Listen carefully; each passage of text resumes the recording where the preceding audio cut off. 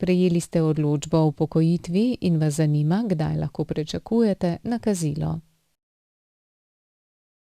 Uživalcu pokojninskih in invalidskih prejemkov zavod prvo nakazilo izvede predvidoma v enem mesecu od prejema odločbe, če zavod razpolaga s podatkom o bančnem računu in z davčno številko uživalca.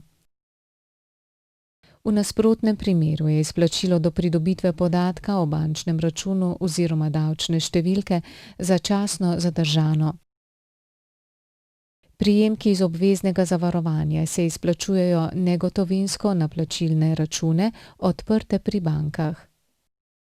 O prvem nakazilu pokojnine vam zavod na naslov prebivališča posreduje tudi obvestilo, praviloma isti dan, kot je valuta nakazila.